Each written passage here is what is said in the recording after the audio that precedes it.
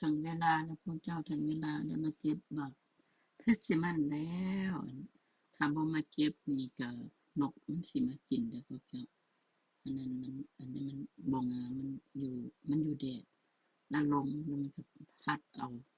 ใบหัวสิงไคร้พัดไปใส่มันแล้วมันก็เป็นด่างเป็นเด้ออันเมื่อนั้นอยากให้มันนั่นสุกกว่านี้ก็ย้านบ่ได้กินย้านบ่ทันว่าซั่นซะเออข้อยก็เลยนั่นเอาถุงยางมาห่อแด่แล้วก็เก็บไปแด่อันนั้นเพื่อว่าสิได้ชิมสิได้กินซั่นน่ะก่อนมันสิบ่มีนะเทื่อบ่ฮู้เด้อเนาะอันนี้มันปลูกอยู่หน้าบ้านอันนั้นคนย่างกายไปกายมาเขาจะเห็นเขาเจ้าก็สะอ่อนอันนั้นคือเขาเจ้าก็สิมาเด็ดกินเจ้าของบ้านบ่ได้กินซั่นเด้มันก็ต้องได้ทำใจเด้เนาะเพราะว่าเราปลูกไว้หน้าบ้านเด้ก็ได้กล้ามาเด็ดกินกล้าลักกินก็ปล่อยให้เขาเจ้าก็แล้วแต่เนาะเราสิไปยึดมั่นถือมั่นว่าเป็นของเรามันบ่ได้อันเพราะว่า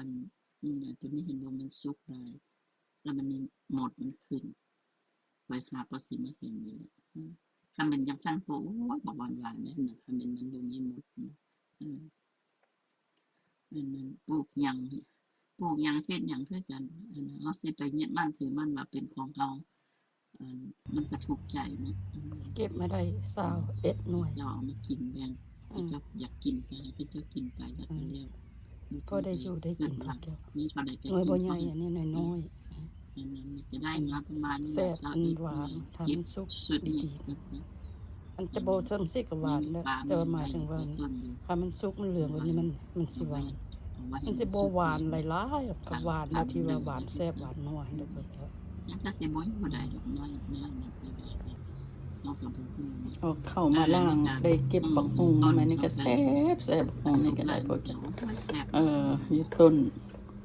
อันนั้นบ่มีแกนหวานกับหวานก็ได้ผลไม้กินแต่ละฤดู